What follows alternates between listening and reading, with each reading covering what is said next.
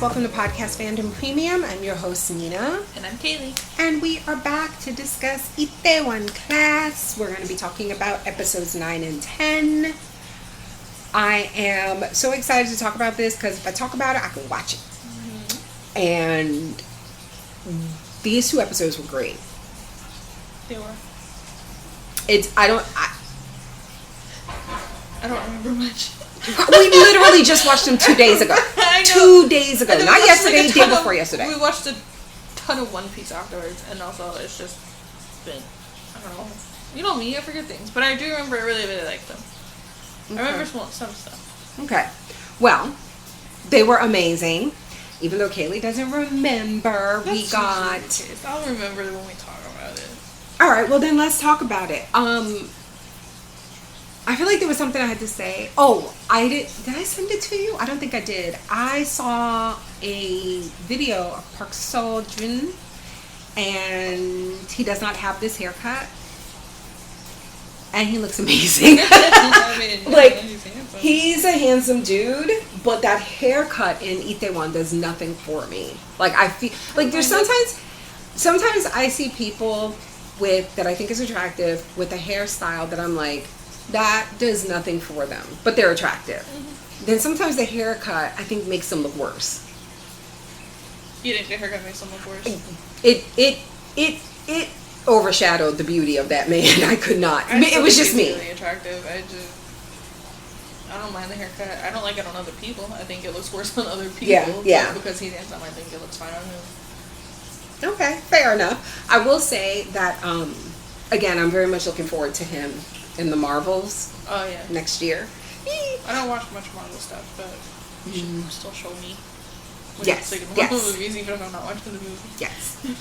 All right. So you ready to talk about these episodes? Yes. All right. Episode 9.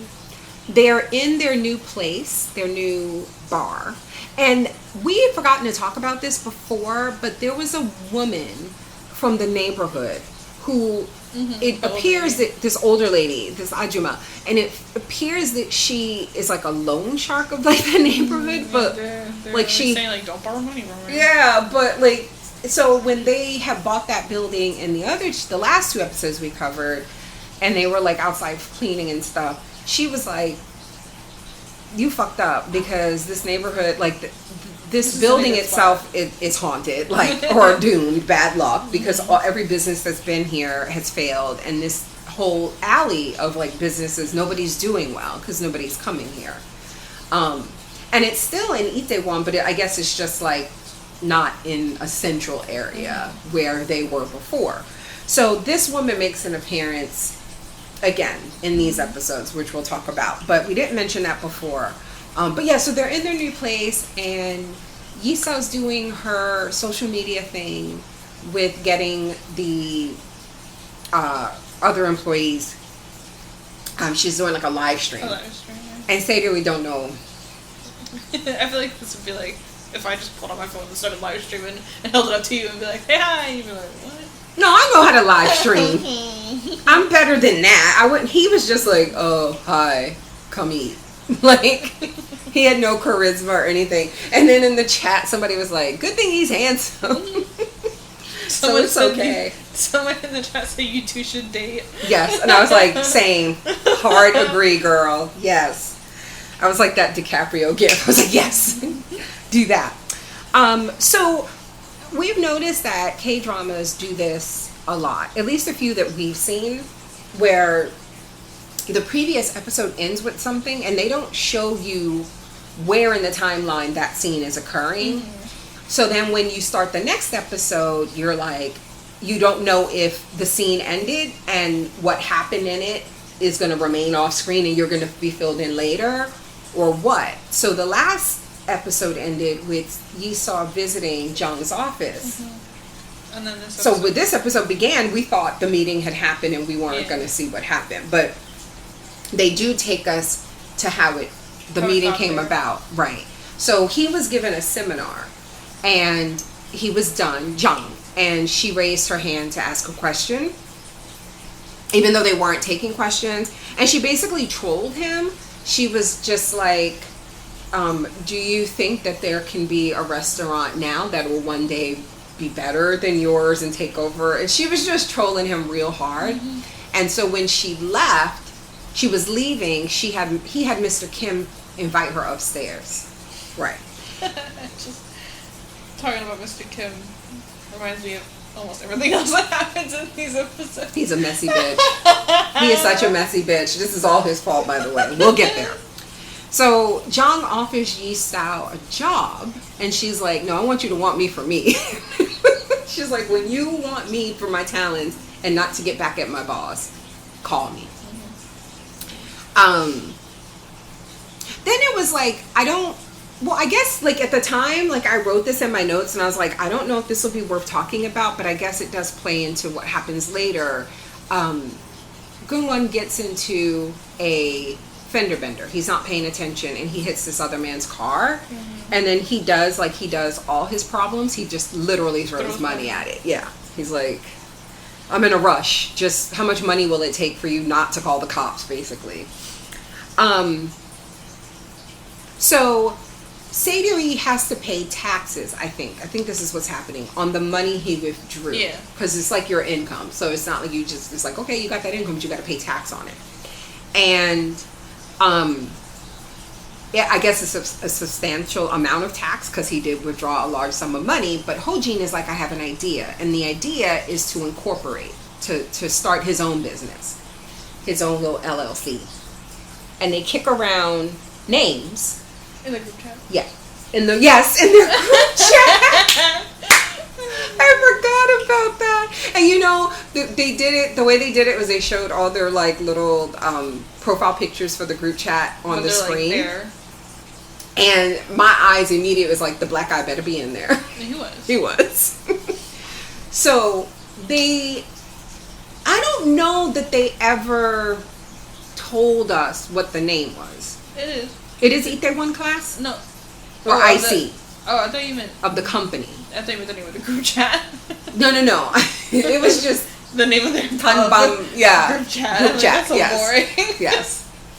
So, But yeah, I think they ended up choosing IC. So I was watching this other show.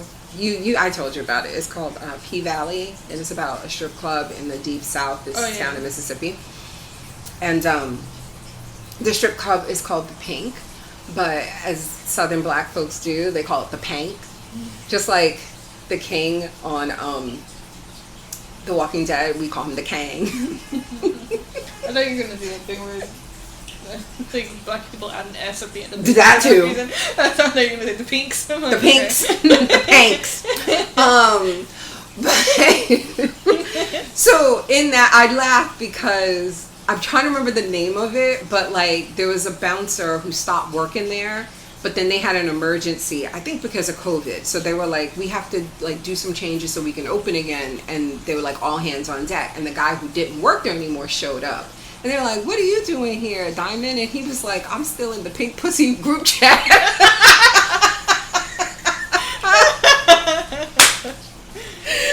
said it with a straight face too, so I thought I'd come and help out. That killed me. So anyway, Haewon is the daughter of the cop. Yeah. I think his name is Detective. I think his last name is O. No, that's Osua. I can't remember his last name. But anyway, so the cop and his daughter visit to, I guess. Well, first he's like, I want to talk to you. Yeah, but he never tell him. But what was he going to tell him? I think he was planning on telling him that he was going to turn himself in. Oh, really? Okay. Yeah, I think that's what it was. He was thinking of okay. So he wanted to tell Saeroyi something. He never, in the scene, he never gets around to it because the daughter just wanders off following a cat. She's like Arya in Game of Thrones. You won't get that reference because you refuse to watch Nice Things. Okay, but I know who that is at least. Yes. So, yeah, so Arya was following the cat. And next thing you know, she found herself where they had all the skulls of all the dead dragons. It's pretty cool. And now, House of the Dragon, that room, there's only one big dragon skull in there because all the dragons are alive in this prequel series. But they're all going to die. Oh, it's a prequel series. Yes. We're getting to the Dance of the Dragons where the Targaryens fought each other and their dragons. And we lost so many dragons. Dragons are my favorite. But anyway.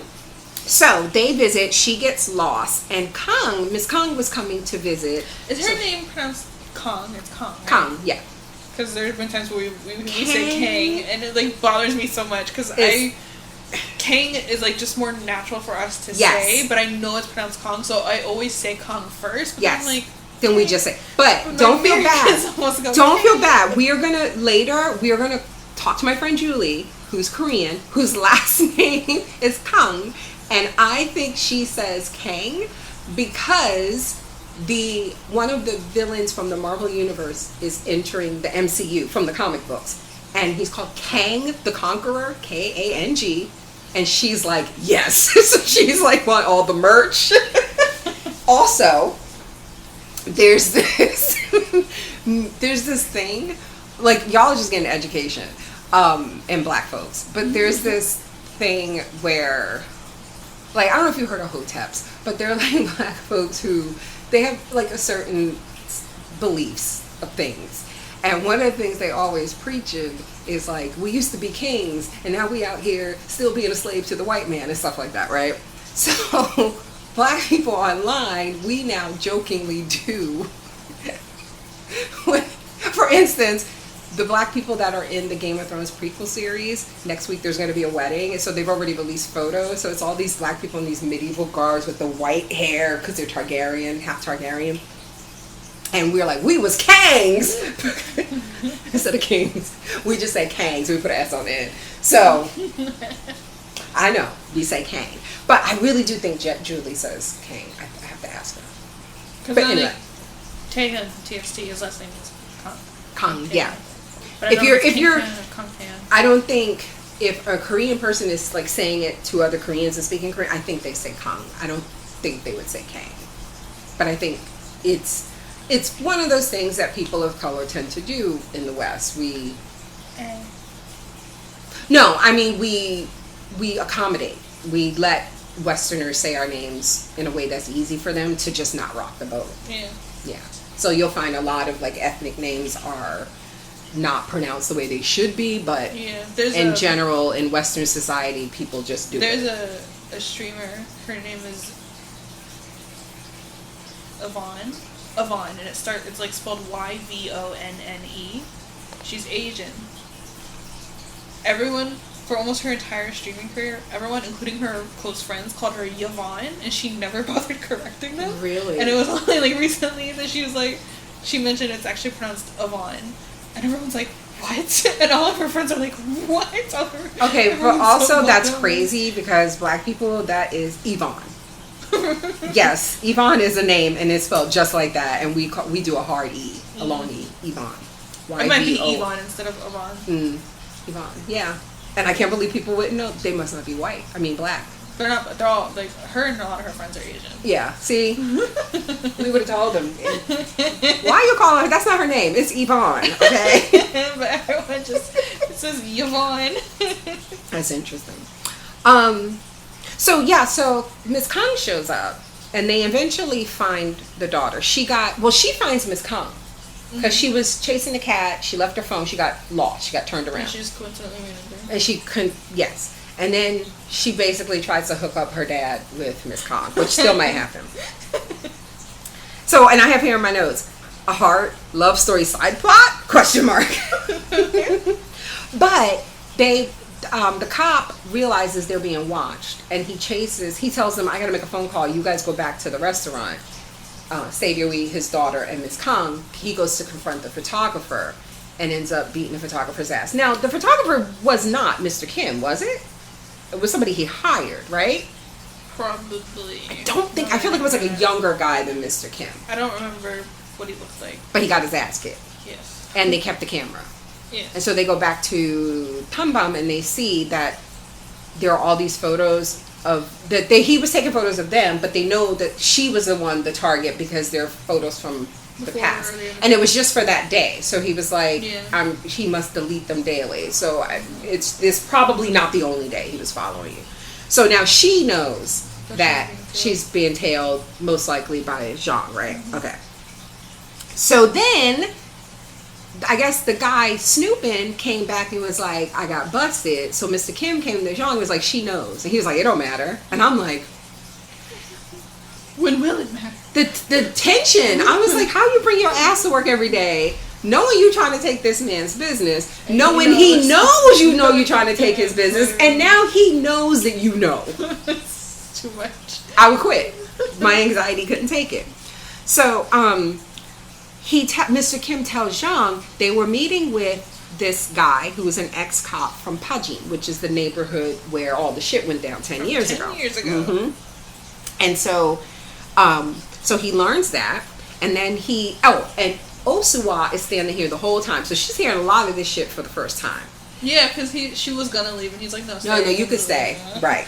Because she always invited to stay in inappropriate fucking conversations that ain't got none of her business, and she always there, and I'm always looking at you like, why is she here? It happened in these episodes. It's just for plot. I know, but I hate her.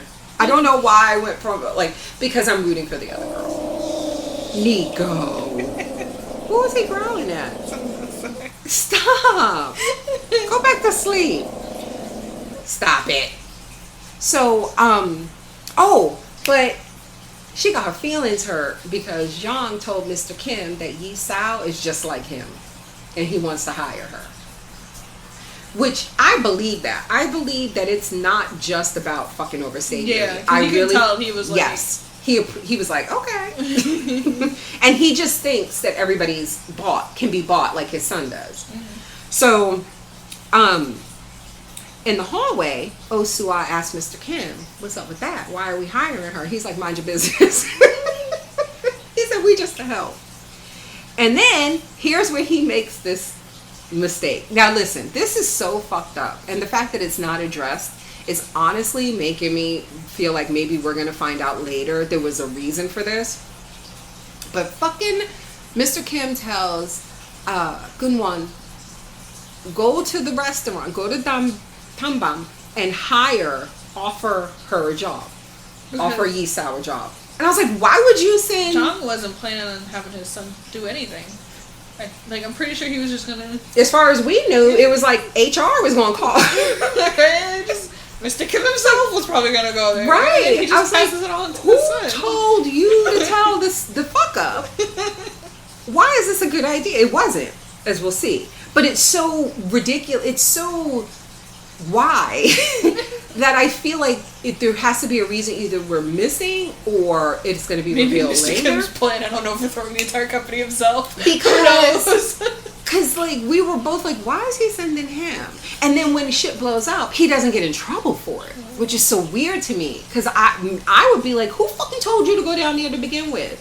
Offering jobs, stupid. Like I would have been so like that. That would have been my first thing. Okay, so. Saeroyi helps the other restaurants in the neighborhood, right? He realizes that you got to make the area attractive, for people to want to come and eat, not just here but other places. So he goes around doing little things like fixing lights and helping people with their menus and stuff. Yeah. So Yi Sao doesn't like it, but Gun-soo sticks up for her. Because, and he's right though, because he's like, if you don't want to tell the rest of us what you're planning, that's fine. Because we're just the busboy and the waiter and whatever. But this is your manager. And she should know. Right. She should know these things. So he kind of sticks up for her, which I like. Mm-hmm. So Jang, hearing from Mr. Kim that Kang and Saeroyi were meeting with this ex-cop, calls the ex-cop in. He realizes, Kim tells him that's their food supplier. Mm-hmm. Right? So he's like, why would he be getting his produce from all this way, blah, blah, blah. He goes, call him in. So he offers him a deal. In order to break his contract with Saeroyi. Yes. And he refuses. Mm-hmm. Now, he's like, because I owe him. And he's like, all right, whatever. So he starts to leave. Did he threaten his daughter before? He threatened him before. And that's when I was just like, nigga, what is up with you? Now you threaten, because it sounded like he was threatening to harm his daughter. And so as the cop is leaving, he was like, you want to know what I owe him and why nothing you offer me would match it? And then he tells him about the hit and run and how he investigated it. And Jang was shook because... He all stood up and everything. He looked like he was about to fall over. I was like, how did you not know this, nigga? You called this man from Pajin and you didn't do your homework? You didn't do your sukje. They even knew he was an ex-cop and everything, but they didn't make How did you not connect? 10 years ago, he left the job. 10 years ago, homeboy went to prison. 10 years ago, the father died. Like, all this shit happened 10 years ago in this one town. And this guy is suddenly sending him produce. You don't think it's connected to that? Dummy. So, Osuwa has to tell Geun-won again, I don't like you. Stop hitting on me. And then she goes a step further because he offers her a ride. Because that's the other thing I keep forgetting. She works at that company during the day, and then she goes to work at their Janko place in Itaewon, managing that, because remember it was failing at the start of the series, and she turned it around. So he's like, I'm going that way too, because he's going there to hire what's her face. I'll give you a lift down the Itaewon class. And then she was like, will you please leave me the fuck alone? It ain't ever gonna happen. But she goes a step further and tells him, it's not just that I don't like you because of what you did to Mr. Park, but I like Saeroyi. Oh, yeah. I forgot she said that.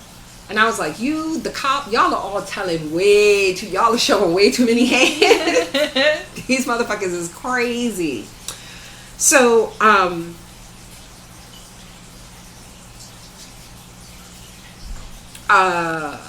okay, so Jang learns from Mr. Kim that the son was sent to hire Yi Sao. There was that scene where he tells him that he went. And then when she walks in with him, right? I think Yi Sao walks in with... He's already there. No, she walks in with the brother, though, right? Yeah, with the brother. Right. And he's already there. And he's already there eating and like sitting in the back. He's just sitting there. Just chopping vegetables. Like, I can't wait this motherfucker get the fuck out of my place. So he's like, I'm here for her. Because the brother thought he was there for him. I like Is this where he tells him, be careful because I might just take your place? Yeah, it's after Yisol leaves. Yes. She leaves ahead yes. of him. He's like, you know what? Oh. It's like, you keep fucking with me, I'm going to replace you. I don't even like our father, but I'll pretend to like his ass just to replace your ass. I will pretend to be interested in this job. Just to take it from you. Just to take it from you.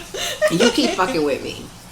So, he and Yi Sao, Geun-won and Yi Sao go to another place to have a drink, and he offers her the job, and she, like, plays along like she's interested. And he's so fucking... He's, like... To like a normal person who interacts with people in normal capacities, they would see that she's fucking with you. He's an idiot, so he doesn't see it. And she's like stroking his ego. Yes, and he's so full of, so that's all he sees. So she's like, okay. Well, first she asked for this ridiculous amount, like 2 million won, or 100 million is what she's being paid. Okay. So she says 200 million. I thought she would accept. Wait, didn't she go 3 and then he was like... No, she said 200 million and then he was like, you know what, fine, let's add another 50 million, so 250 million. Yes, okay, that's what I said. I knew he got to a place that I was like, you are not authorized to do this. Like, what are you doing? I was like, that is not how negotiation works. You don't just add numbers for no fucking reason. Just to flex your money. Stupid. So she was like, all right, bet. I'm going to save your number. She picks up her phone and takes, like, she says she's putting his phone number in her, no, not at all. She didn't go to her contacts at all. She went right to that recorder and put her phone down. I said to you, she's recording him. So she was like, so... what do you have against my boss? And then at first he was like, I don't know, nothing, he ain't that stupid. But then she was like, no. At the police station you had said that his father's death was your fault. Why is that? This dummy. I was like, Jesus Christ. This is so... She's like, wow, how'd you get away with that? I was like, don't you watch TV? She's wearing a wire. So she gets the confession. Like, he confesses to everything, and then she tells him right there to his face, aha, look. And I wasn't seeing that coming. I was like, I thought she was just gonna just leave. She's a psychopath. She likes to rub it. I would have just left. Victory in her enemies' faces. No, I'd have just left. He would have known I had that shit when it was on the news. So he starts to, like, he tries to take her phone, and she's so bold because it was on the table the whole time she was talking her shit. Like, after she played it, she set it back down on the table, and he went to snatch it, and she snatched it and sat it in the chair next to her. Not in person, just in the chair. I would put that shit, like, in my bra. Like, for him to go get that from me, the cops would have had to been called. And can we point out, I like that, like, little moment she had the entire time he's talking. But before she reveals that she recorded it, she's just kind of sitting there staring at him, and, like, the sound goes out. Like, his voice gets all muffled. Yes. And you can tell it's like she's pissed. She's getting angry. Thank you for bringing that up, because we also forgot to talk about in the last 2 episodes when she went with him to visit the cop, and it was like they stayed overnight, which I forgot. They had to stay because it was like a long Pagina's. It's far away. Yeah, from Seoul. And while they were in the room, she was seeing all the scars that he had from, like, stuff we still haven't seen. Yeah, when he was doing right. That's what he said it was from. Yeah. We're not sure. We don't know, right? And then it was in that scene where she was like, I decided then I'm gonna to kill herself. anyone. She was like, I will kill anybody that hurts him, and I'm gonna love him forever. And I was like, wow. That's great. A yandere trope. I love it. So she said, as she was listening to this motherfucker boldly talk about all the horrible shit he did to the man she loves, she's like, I'm gonna kill this motherfucker. Okay. So she throws it in his face. She literally throws hot coffee in his face and runs, and then he chases her, and he catches up to her, and he slaps her in front of everybody. All these foreigners. So that's how that episode ends. But then the next episode, she starts screaming because he's trying to take the phone from her, and that's she tells. Ends? Yeah, it ends with him, like, standing over her. She throws hot coffee and runs, and then there's the fight on the street with the hitting and all that stuff. Oh, I just don't remember the episode ending there. Really? I thought it just continued. So that's probably what it felt like, because sometimes we stop, but this time we watch. Yeah, we watched through. But yeah. I vividly remember the moment of ending the episode and starting the next one. I just don't remember. That's where it was. So she's like, we are in Itaewon, and, like, so I think, I could be wrong, but I thought, like, the significance of this, because I know this show has a reputation, just like with Attorney Woo, of kind of highlighting maybe some of the less desirable aspects of Korean society that is maybe not shown in other, like, romantic K-dramas, like the fantasy of it. So so in Korea, you don't think people would? No, they don't. They mind their business. Yeah. Like, it is just culturally, it's just like people, like a couple fighting, they just mind their business. He could be yelling, I'll beat you. Mind your business, mind your business. Another thing and these are things that I was just, like, warned about, like, bumping into people in here, like in the West, when that happens, people are like, oh, I'm sorry, or excuse me. They said in Korea, because it's not that they're rude, it's just that's not a nicety of their society like it has been ingrained in us. Like with us, just things that are, like, habitual, like, even if you're not religious, saying God bless you when somebody sneezes, things like that. That part of it is not. Yeah, I don't think I've seen. I remember thinking this, like, when we watched, like, a bunch of BTS stuff. Every time someone sees, no one ever really said bless you. Right. And I was like, it's not like I just don't see anything when someone sneezes. But that's what I mean, and I use that as an example, like, for someone like myself, that I know I'm an atheist, but I still say those things, like God bless you, because it's just, like, socially. It's just like, oh my God, Jesus Christ. Exactly. So, but in Korea, they don't have that social rule of bumping into people. It's kind of like it happens. So I want to be very clear. They don't say excuse me typically, especially older Koreans. Not because they're rude or mean or anything like that. It's just like, oh, you're out in public and it's crowded, people touch each other, get over it. Yeah, like right. The other thing to that is holding doors. I was warned this too. If you're going they don't hold doors. So like if you go when we went to pick up Nico from the groomers the other day, there was like we were leaving the little like room that's like separate inside the building, and then you walk in there and there was a guy outside the door with his own dog, and we were leaving and he was going in and I forgot to hold the door open for him, and I felt so bad. I was like, I remember I like reached back at like the last second to try to hold it open, but I was too far away and I'm like, and so I just kept walking and I felt so bad. Did you say sorry? No. Jesus Christ. Like he was even like looking at me, so like I don't think he minded, but it was just I still felt bad. I don't know how I let her and Donnie out the house because y'all be embarrassing me. But yeah, so in Korea, that's like a thing. Like, that's not a thing. And I've seen, like, vloggers filming things where they're going places, and, like, because of, like, Westerners, like, habit, they're just walking, and they open the door, like, going in the mall, and if there's people behind them, they just stop and hold it. But the thing is, in Korea, if you do that, because that's just not a part of their society, they're not going to do the little hurry up shuffle because they're going to continue walking at the pace that they were walking. So if you do it too early, you're just going to be standing there like a fucking doorman. You're not getting tipped. So they warn you, just don't. And they won't think that you're rude if you don't. Whereas here, you might think, oh my God, maybe he thought I was rude, the guy in the pet store. In Korea, you don't do it, they don't notice. So in this scene, what I thought she was saying was, it's because we're in Itaewon, there's a ton of foreigners. They don't mind. She's like, these fucking Americans and shit and these Australians, they don't mind their business. They're gonna fuck you up. They think you beating up on me. And they started to. But then he threw all this money in the air.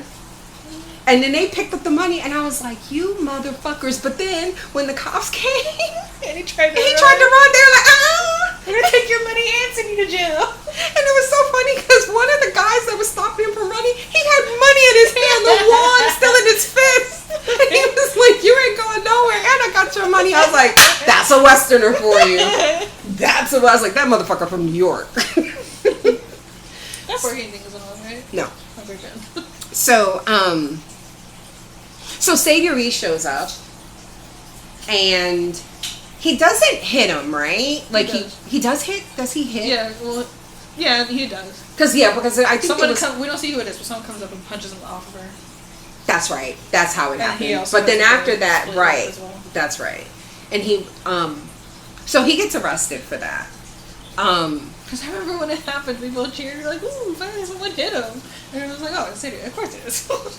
So also, while she was gone, they knew that he took her to offer her a job. So they were like speculating what she was going to do. And the guy that he was in jail with, I forget his name, he was like, she gonna leave. He's like, he can offer her $4 more than we pay her. She gone. And Geun-won was like, but if it was about money, she wouldn't work here to begin with. Because she don't get paid nothing really. Like, it's, she's here because she believes in us and him, And Saeroyi, who doesn't show emotion like that, Geun-won was like, if you're worried, like if you care about her and if you're worried that, he was like, can we survive without her? Like, do we need her? And he was like, yes, we need her. Are you nervous? And then he was like, yeah. So he straight up asks, do you have feelings for her? Do you remember that? He did, and he didn't answer, right? And the others were like, dude, what they got to do with anything? So I'm just curious, like, why he left. I'm wondering if it was like they've been gone too long. He was out fixing someone else's sign. He just happened to be true. There. I don't know. It could have been anything. All I know is he punched that motherfucker. So and then they hug. He hugs her and he apologizes to her. If they don't end up together, Sophie, I will never talk to you again. If they don't end up together. Did we mention this on the podcast, or was it as we were watching it? It's like we've never seen K-drama where we don't know who the main couple is. Yeah. Every time we watch a K-drama and there's romance in it, yeah, it's pretty clear. They're clear in telling us, but here we're just like, And the thing that further throws me is the fact that it's this very complicated, like this guy, like no matter Gun-soo, no matter how terrible she is to him. Because by the end of this, he's presumably running home to daddy. Because she was like, if you ever want me, you need to be the... She basically told him what Oh Soo-ah told Saeroyi. I need motherfuckers with money. If you want to be with me... So Nico was standing there to get rich. I thought he was like peeing on the floor for a second. I was like, what in the heck now? No, he know better. Right, Nico? Hunched over awkwardly. Don't fuck around and get homeless. So anyway, so then the scene ends, and I looked at you, and I was like, I wonder what she gonna do with that recording. That's all I said. What are they gonna do? I said, what do you think they're gonna do with that recording? No. I will turn that on. You better stop. Come here. I was like, what do you think they're going to do, Kaylee? The very next scene. It's on the news. It's on social media. We were like, oh, that's what they're going to do. I had to rewind it because the first thing they show you was her Instagram. And it was like, what happened to my boss 10 years ago? And I was like, oh, she told. So for some reason, my dumb ass was just like, oh, she put it on the internet. But that was just kind of like, it's just her followers. And then they cut to the news. It's like, oh shit. Not only that he hit her, but that he had confessed to some sort of covering up some sort of crime, some hit and run 10 years ago.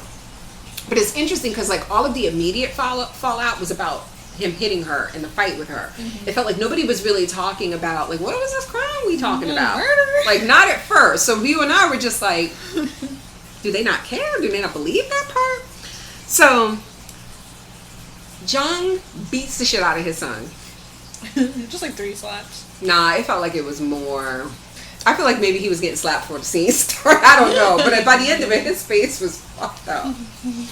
And as the son is leaving, he runs into Kang in the hallway, and she tells him, don't worry about it. The company's going to take care of this. We'll cover this up. We'll take care of it. She says. And then she goes in to meet with the dad, and she's like, your son got to go. You should fire him. You got to fire him because this is too much. So then, now, Ho Jin, who's the broker, the financial advisor, Kang, Yi-saw, and Saeroyi meet, and they decide, after a little bit of talking about it, now is the time to make their move to try to take this company, right? But Yi-saw is like, there's 2 conditions that have to be met, right? The first one is, it turns out, and I like the way they do this because she's like, there are 2 conditions, and then it cuts and it goes to the detective telling his daughter what he did 10 years ago. And she runs away again. Right. And that turns out that was the first condition. They were like, the detective has to turn himself in because that will leave validity to what we're saying he did 10 years ago. The cop has to be on record saying, yes, this happened. The second condition is that Jang has to choose to support his son. Right? Because if he fires his son, it shows the stockbrokers that he cares more about the company and they'll want to keep him as chairman. Right. And so he can, exactly, and he can ride this out. If he tries to cover for his son. If he tries to cover for his son, it's going to make him look weak and like, oh, there we are again. Like every this is gonna 8 be a years, problem. the son, yeah. They got to go. They both got to go. So, I have here in my notes, what will Jang choose? So I was like, he don't care about that son? I was like, he going, but then he was like, don't you ever tell me, because Oh Soo-ah tells him too. We don't know why. Oh Soo-ah, because she's not in on the plan. I guess it's just... She's not in on the plan, but she wants... I think she believes in the company. I think she does want to... make the company better. Yeah, and you know, be as successful as she can within the company. So that's why I was like, she's going to fuck everything up, because she's telling him, you got to get rid of your son. Which is not what we want. Which is not what we want, right? We wanted him to support the son so that they could take it over. So I was like, oh, she's going to fuck this up. But then he tells her, "Don't you ever fucking tell me." Yeah, because he talks about growing up poor and like one of his siblings starved to death and like not having money. Yeah, and so his siblings starved to death, and the other two. How did they die? They also died. All his siblings died, but we were like, whoa, that's terrible. So he was like, I decided to make delicious food so that my family would never be hungry again. And I was like, don't be trying to make me feel sorry for you.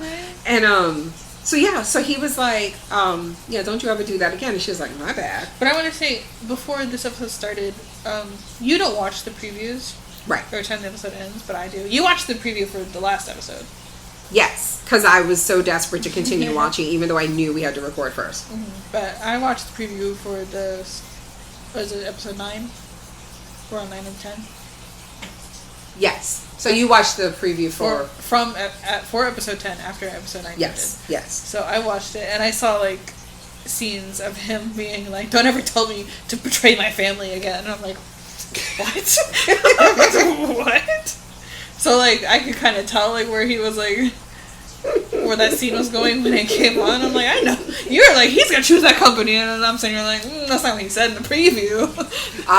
Yeah. See, that's why I don't be watching the preview. Because I really thought he was going to tell that boy, go. So, they make their move.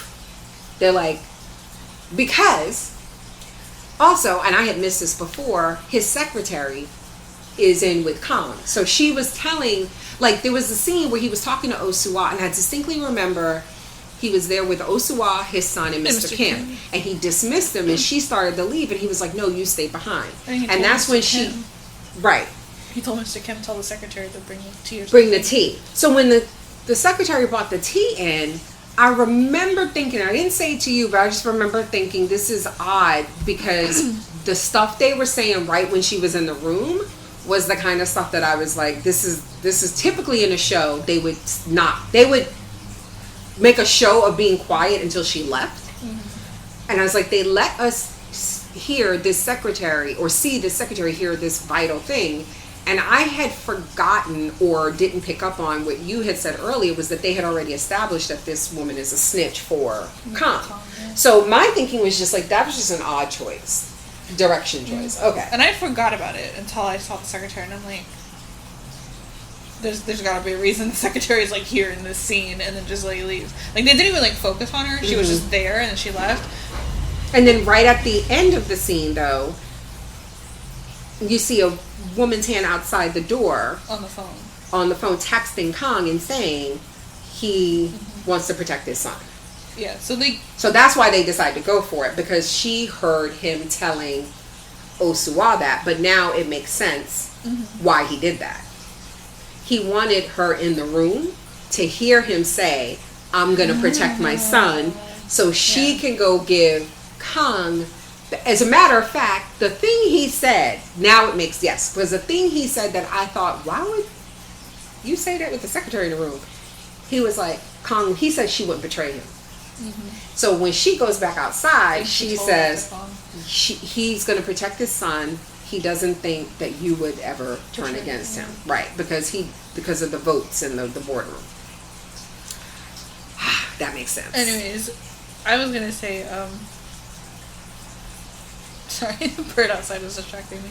There's they didn't put much emphasis on the secretary in this scene, but I remember there was a previous scene in a previous episode where they did show emphasis on her as she was leaving the room. And I remember both of us were like, who is this lady? Why did they put so much emphasis on her leaving the room? And then, like, shortly later it was revealed that she works for Miss Kang. So they go for it, right? Because they're like, okay, this is what he's going to do. So she calls the meeting. I'm assuming it was her, because I kept waiting to see if they say, like, officially how this works. Because me personally, they already established that Kang has allies on the board. I would have had one of them motherfuckers call the meeting. Yeah.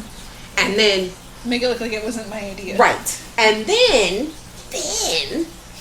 I would be like, I voted in the best interest of the company with the majority. Do you see what I'm saying? Mm-hmm. But I wouldn't be the one saying, Nina said we all need to decide if you need to go. Nina called the meeting. This wasn't my idea. So the sun comes in. Yeah, and then the son comes in and says, what the fuck you think you're doing? And she was like, She stood up to him and everything. And she like, hit him in the chest. We'll handle it. She like pushed him. Yeah. I told you the company will take care of it. This is what we're doing. We're taking care of it. So, what I have in my notes is that she told him, this is not what she said, but this is what my notes say. This on you, little nigga. We would be here if you knew how to act. So, I just have at the end of the episode, he's playing super chess. Because this motherfucker, so they call this meeting. To the discussion, they're going to vote confidence in whether or not he should lead the company. And the voting wasn't supposed to happen until like later in the after day. 4 hours. Yeah, so it was like 4 hours to go.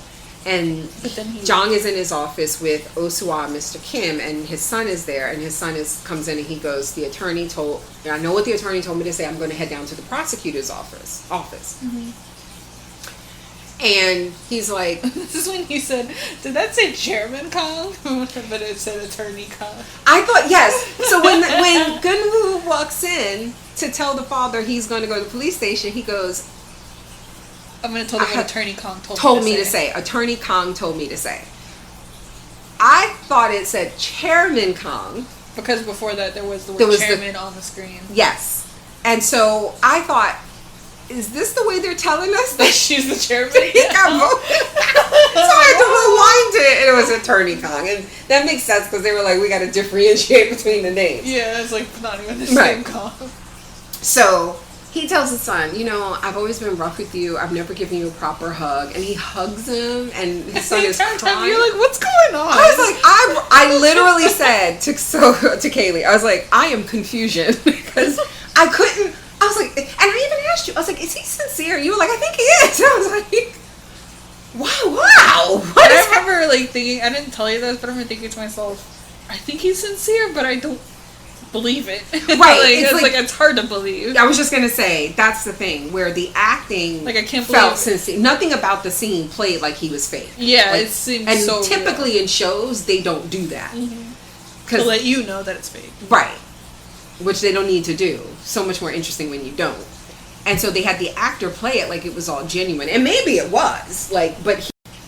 But he sorry, we had to start over because Nico lost his fucking mind. But yeah, maybe he did mean it, but he was also going to fuck his son over. Yeah. Like maybe he just felt bad. Like, you know what I mean? Like the emotion was because he was going to fuck him over. Mm-hmm. And so this is the last time you'll ever see me, probably. Yes. He went to jail for 7 years. So Mr. Kim, he did. It's like, I forgot about that. Well, Jang even be alive when he gets out. We don't know. Jang don't care.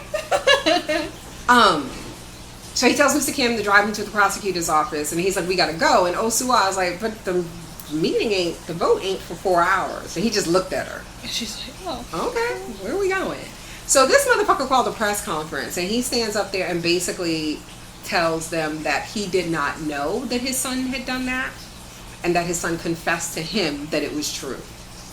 And he was like, and he pinned all the cover up on the son. On the son. Yes. He said with his money that I gave him. Yes. He paid to have it covered up.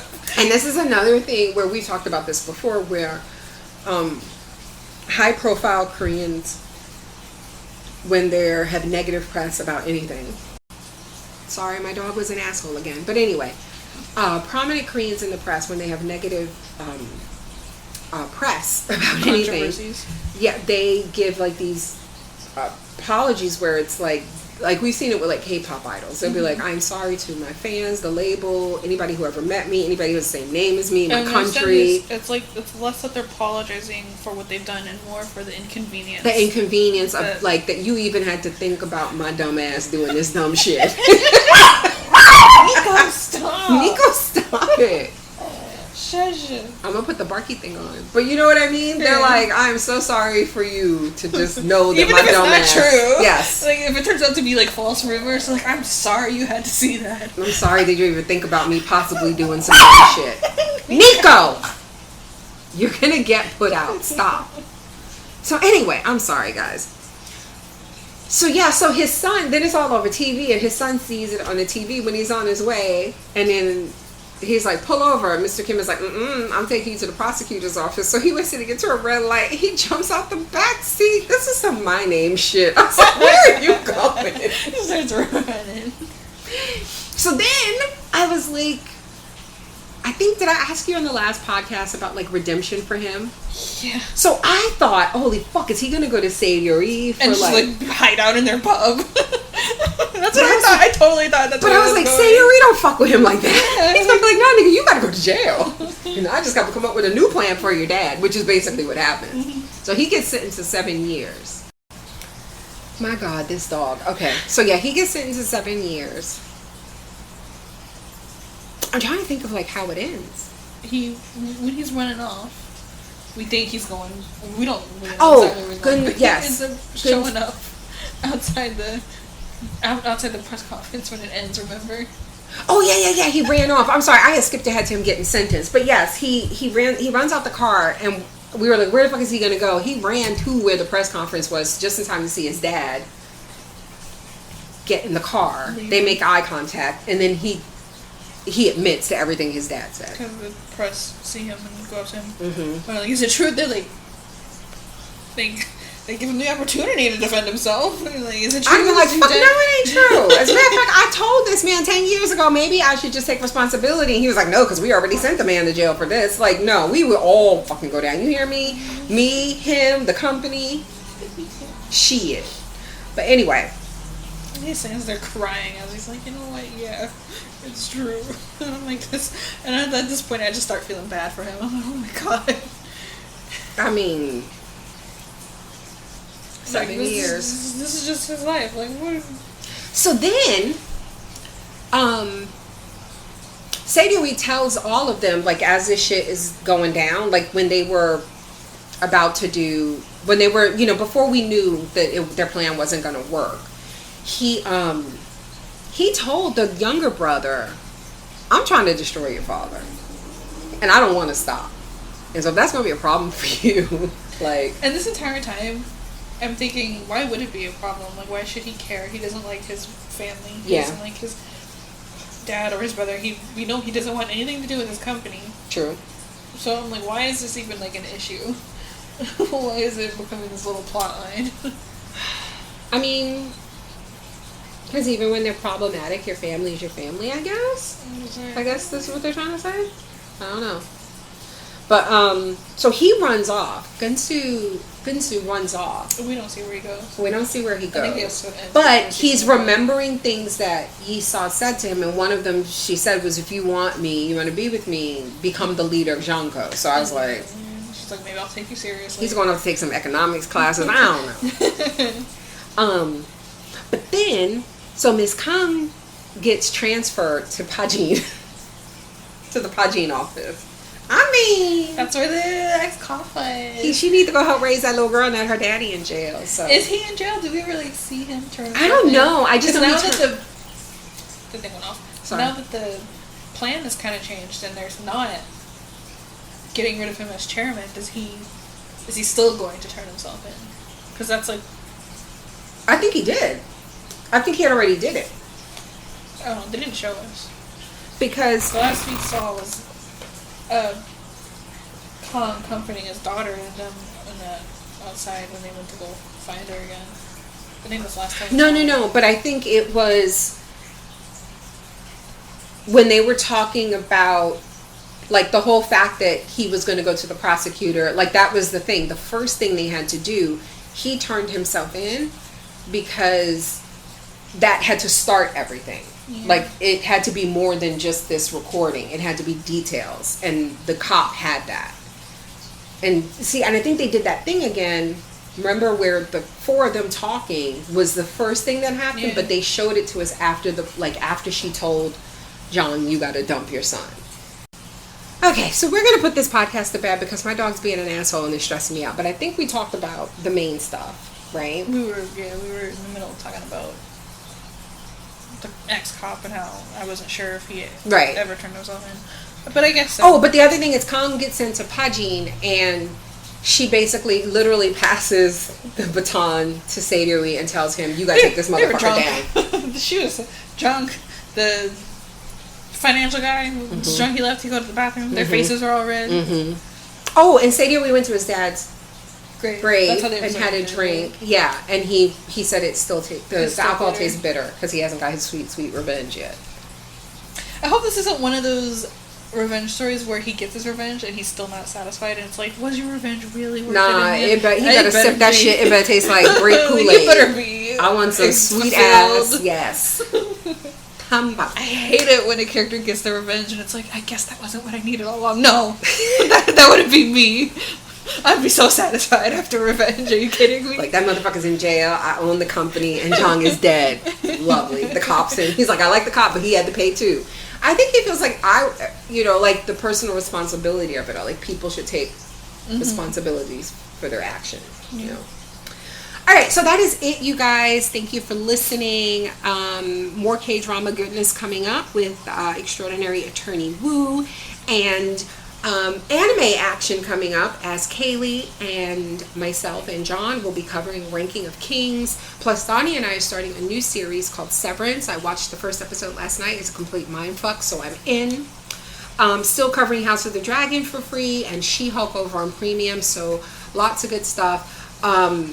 Two big things coming in October, Interview with the Vampire, and we're going back to The Walking Dead for the final season. That show's still not done. Still not done. And you guys know I said on a podcast years ago, I'm with the show till the wheels fall off. I didn't expect the wheels to fall off and then the show to keep going without me. I was like, oh, wheels fall off, we done. They were like, nope, we're going to keep milking this shit. And it got terrible, but it got good again. So I'm back because I want to see how it ends. Anyway, that's it. Thank you for listening, because this dog's about to start barking again, and then I'm going to have to put him in a home. Bye. We'll talk to you next time.